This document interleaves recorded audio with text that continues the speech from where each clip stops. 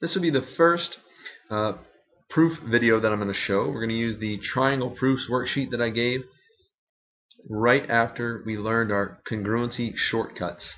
Remember, the congruency shortcuts we talked about in class were side, side, side, and that one works. Then we had side, angle, side, that one works. We have angle, side, angle, that one works. And our good old favorite side, angle, angle, saw, that one works. Two specifically do not work. Angle, angle, angle, not going to work. And side, side angle is all bass backwards. That one's not going to work either. Then we have one special circumstance when we're dealing with right triangles.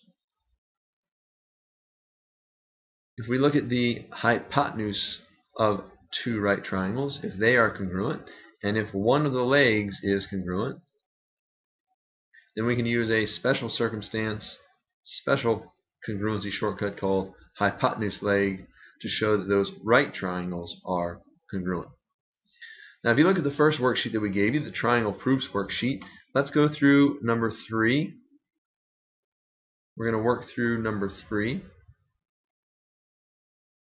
And we have talked about our shortcuts that we're going to be able to use, our congruency shortcuts, the two that don't work and the ones that do work. Let's pull up number 3 specifically and see how we're going to solve this proof. Prove this proof, maybe. If we look at the proof, the first thing we want to do is write down our givens. Segment AD is parallel to segment BC. We also know that segment AD is congruent to segment BC. How do we know that? What's my reasoning? It is given to me. It's my starting point that I am given. Now at this point, let's not jump in and keep on doing the proof. Let's approach a proof much like we would write an English paper, ladies and gentlemen. Let's look at the facts that I have. Let me write those facts down in an outline. I need to use an outline to try to prove the point that I'm making in the paper.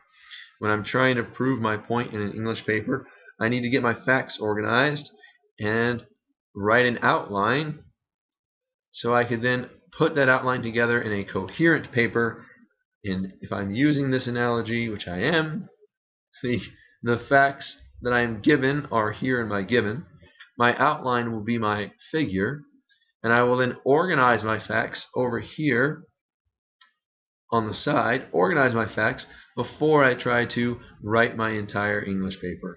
So I wouldn't just jump in and write an English paper from start to finish. I would at least do some thought process organization with an outline and organizing of thoughts before I did it. So we need to do the same thing when we're writing a proof. First, let's write down what we have been given in our outline to try to organize our thoughts. AD, segment AD, is parallel to segment BC. And also segment AD is congruent to segment BC. That's all the things that I'm given. But from those givens, let's go through and start to work out our logical process. We're trying to prove that triangle ADC is congruent to triangle CBA. Let's talk about everything we have over here in our brainstorming session. What can we do to show that triangle ADC is congruent to triangle CBA? Well, if I know that segment AD is parallel to segment BC, there are special relationships that we know about transversals across two parallel lines. Namely, I can see that this angle is on the transversal in one parallel line. If I go to that same transversal, this angle is on that same transversal and the other parallel line, and they form an alternate interior pair of angles. And we know from our special relationships that if the two lines are parallel, alternate interior angles are congruent. So the first thing I can talk about in my brainstorming is angle DAC is congruent to angle BCA. And I can know that because alternate interior angles are congruent. Now let's look at this angle, BAC and DCA? What about this angle and this angle? Can I make a statement about those?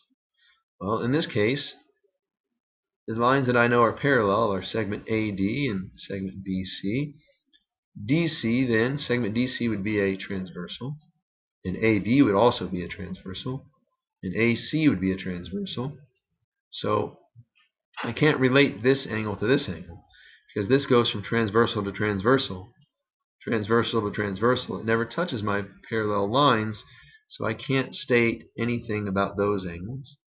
What about segment DC and segment AB? Can I make a statement about those? Can I relate those anyway? I don't believe I can at this point. There's nothing that says those segments are congruent. There's no way that I could really lead into that. But what about segment AC? I can definitely say that segment AC is congruent to itself. How can I say that segment AC is congruent to segment AC?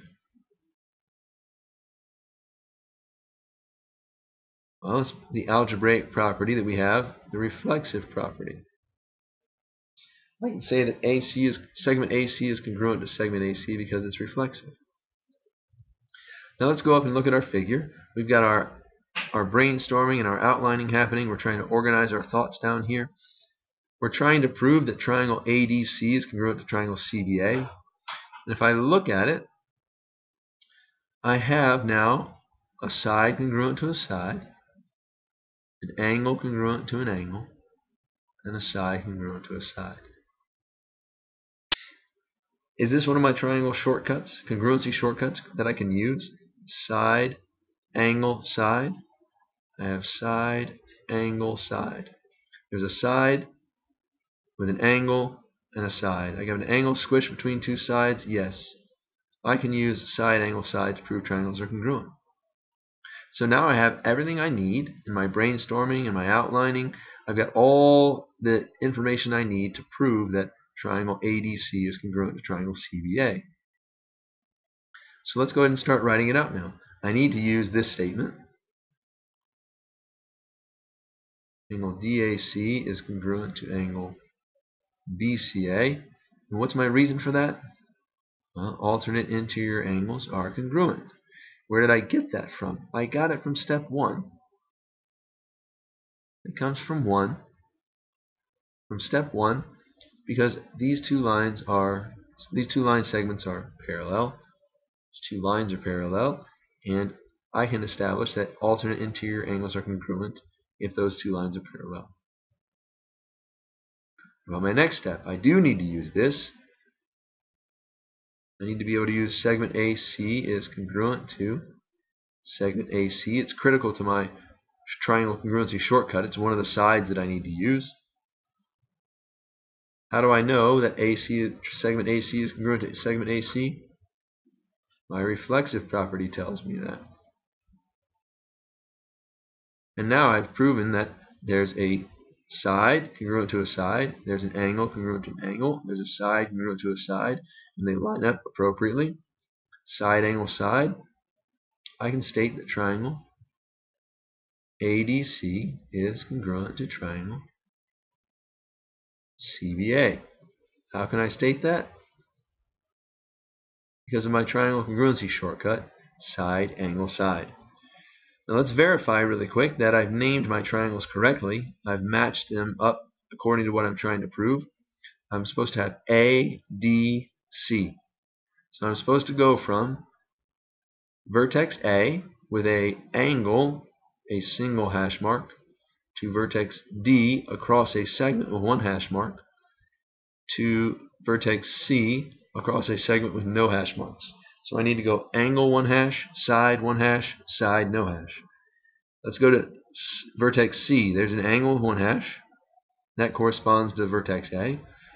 I go across a side with one hash. That corresponds the movement to vertex B. So B corresponds to D. And then I go to A across a side with no hash.